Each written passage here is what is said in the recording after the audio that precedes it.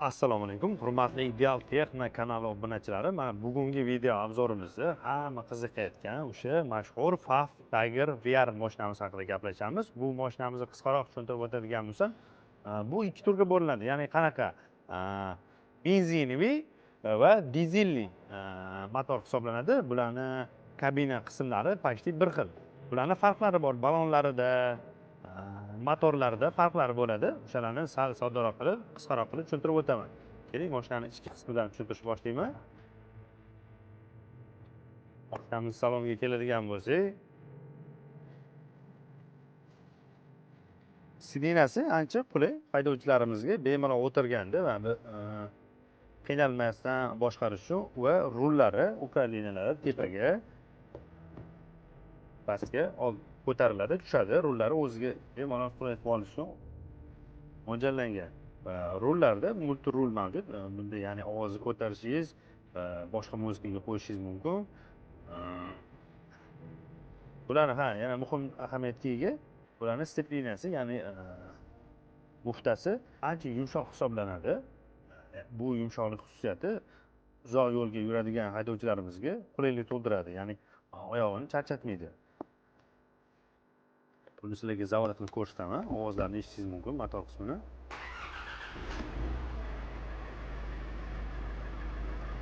Shovqin jihatdan ancha kam, ovozi unaqa bir xil mashinani ko'rgan bo'lsangiz, ovozi juda boshqacha chiqadi.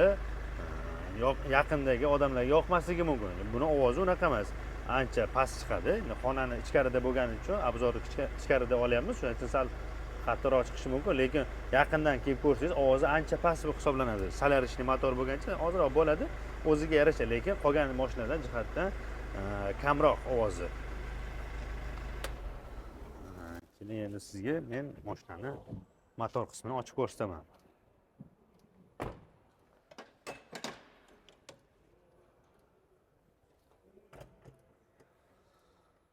Ko'rishingiz mumkin, 2,5 litrlik Vichay motori, turbo motor hisoblanadi, dizelli turbo motor hisoblanadi.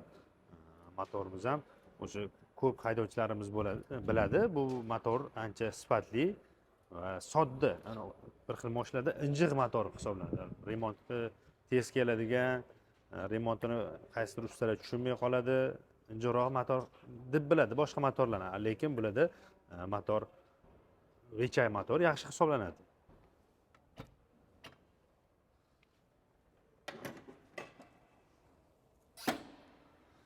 Bularni bakiga keladigan bo'lsa, 80 litrlik bak hajmi salarga mo'ljallangan.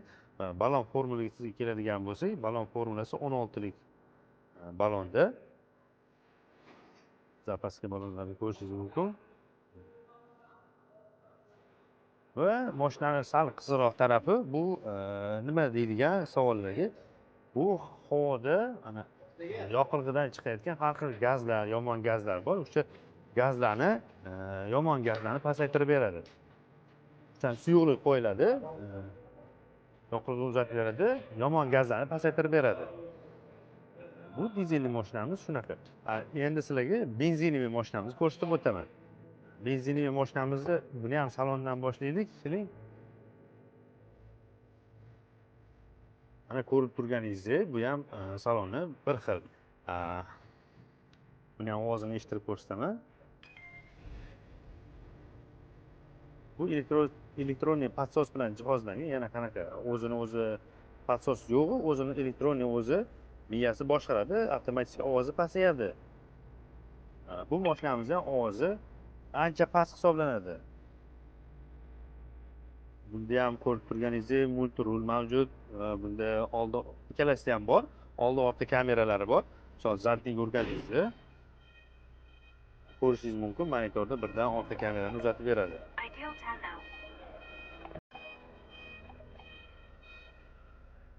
Endi qulayliklari ko'p. Bluetoothdan boshqarsangiz bo'ladi. Telefon kelganda chalg'itmaslik uchun ruldan bemalol boshqarib ovozlarni ko'tarib telefonga javob berib o'chirishingiz mumkin. Yana qulayliklari konditsionerimiz bor. Konditsionerimiz ham ancha qulay. Sovutish tizimi yuqori hisoblanadi. Bularda konditsioner yuqori hisoblanadi, sovutish tizimi. Bu benzinli mashinamizda ham stepliniyasi ancha yumshoq.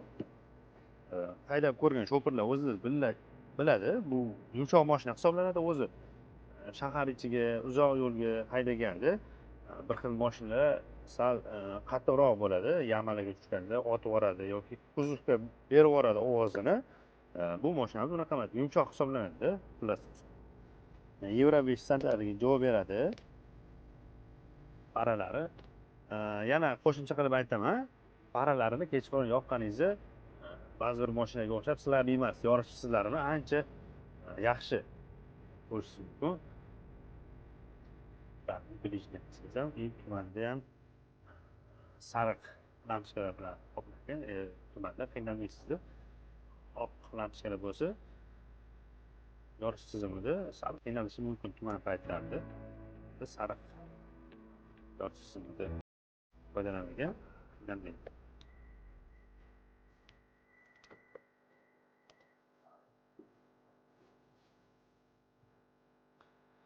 Keling, endi bu benzinli mashinamizni ham motor qismini tushuntirib o'taman.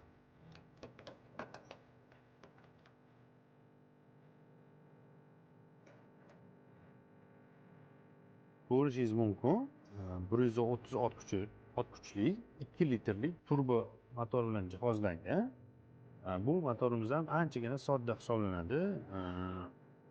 Metan qo'ysangiz, propan qo'ysangiz bemalol bo'ladi.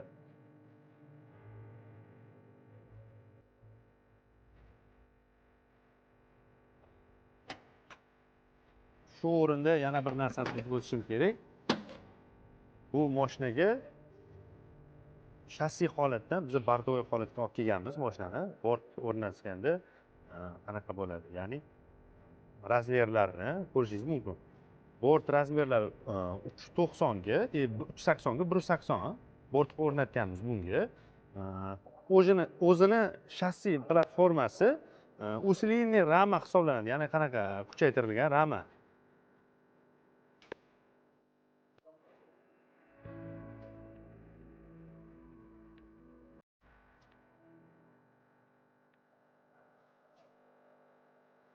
Xo'sh, videoda sal qisqaroq ma'lumot berib o'tgan bo'lsam, agar kimni kim qiziqtirgan bo'lsa, 71 203 10 40 telefon raqamlari orqali ma'lumot olishingiz mumkin. Yoki keling Sergeli mashina bozori yonida Ideal Texno avtosalon